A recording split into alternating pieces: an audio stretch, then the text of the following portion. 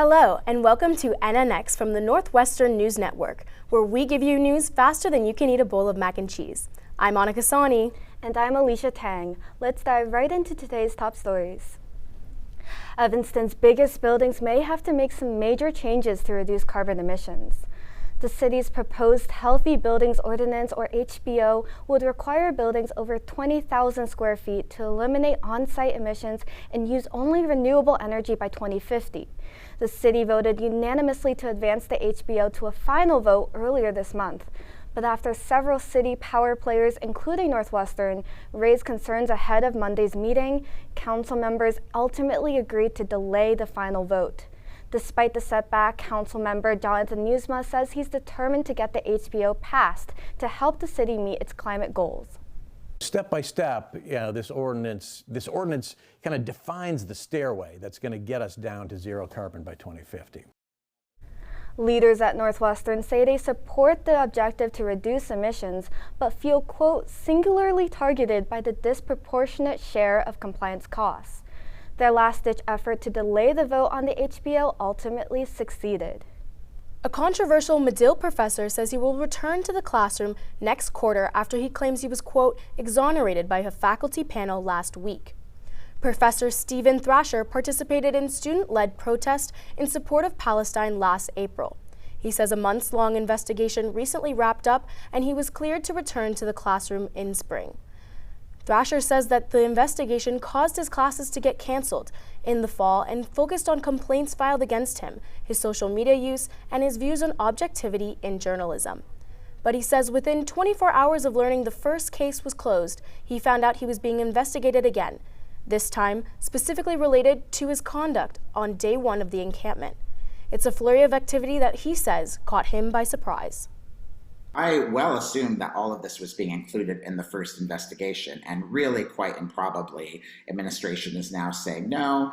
Now we have to talk about the first day of the encampment. And so my read, in consultation with my attorneys, is this is a political persecution. It's the same thing we argued with the first investigation, that the timing is extremely suspect.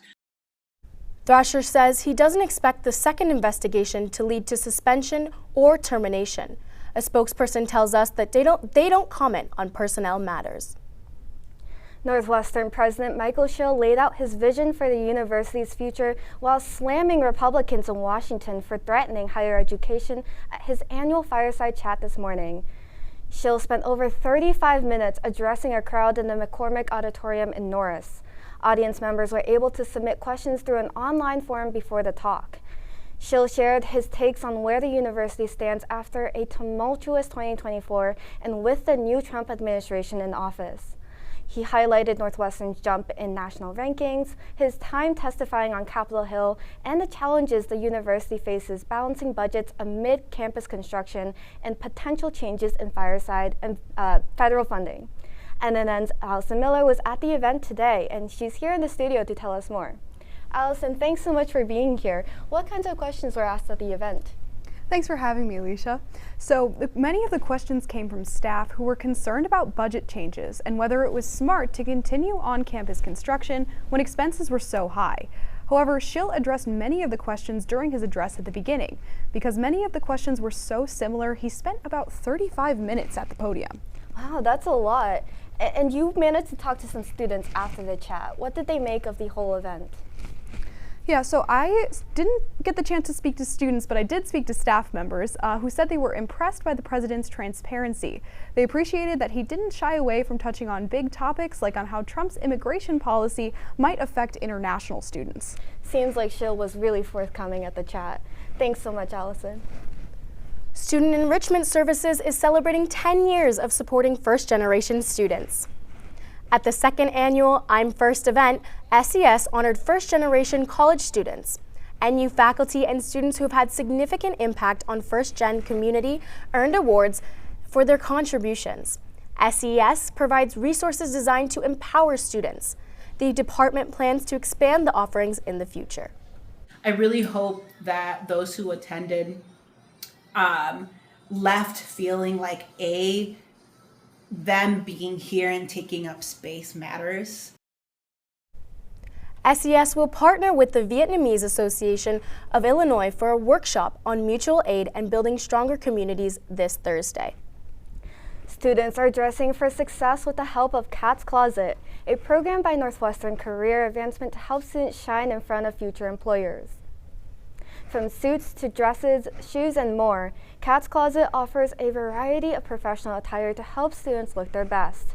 The program is made possible through community donations of new and gently used business casual clothing.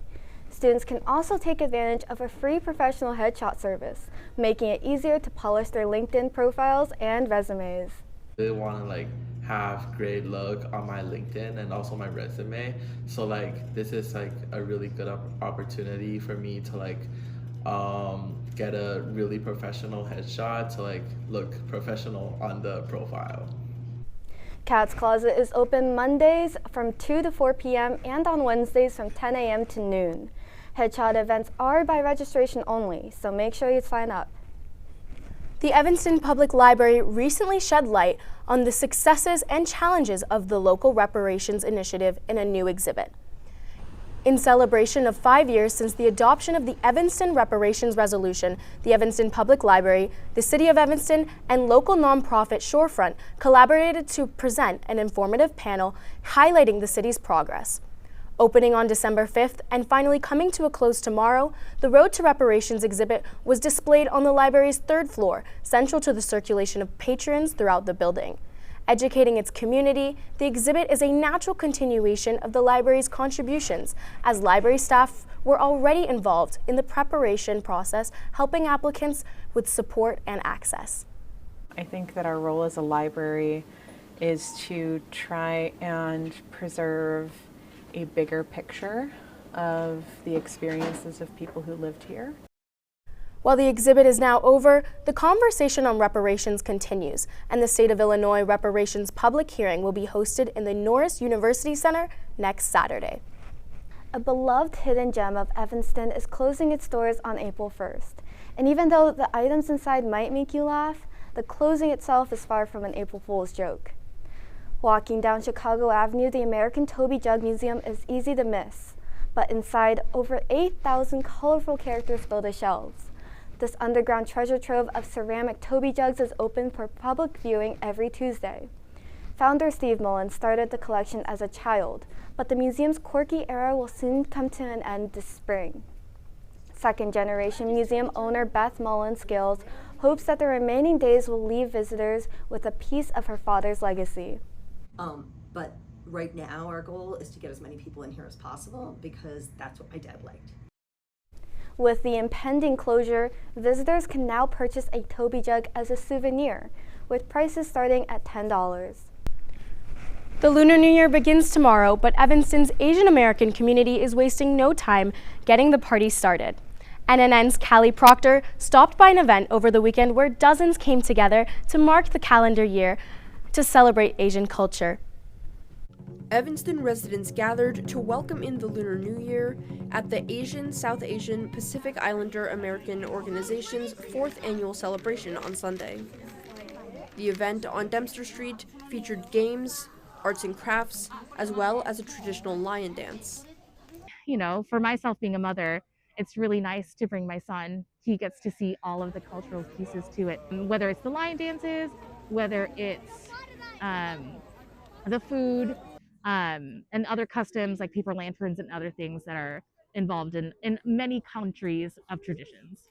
The celebration also featured displays and pop-up stands from local Asian-owned businesses and restaurants. You know, there's a lot of Asian-owned businesses, but we're not very front and center in this town. I'm not sure why. So it just got me thinking oh, let's reach out to some of the other Asian-owned businesses and find out, what their experience is like.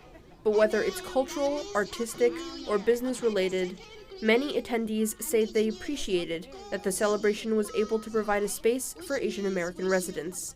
The hope is that Asian Americans who live in Evanston see themselves reflected in their community, in the place that they call home, and feel a stronger sense of belonging in their community. In Evanston, Callie Proctor, Northwestern News Network. Thanks, Callie. Here on campus, Northwestern will be holding its own Lunar New Year celebration this Wednesday with special menus items in the dining halls. In Allison Dining Hall, there will also be a lion dance performance, crafts, and teaching kitchen from 5 to 7:30 p.m. And that's all the time we have tonight. I'm Alicia Pang. And I'm Monica Sani. Stay tuned for the Northwestern News Report and have a good night.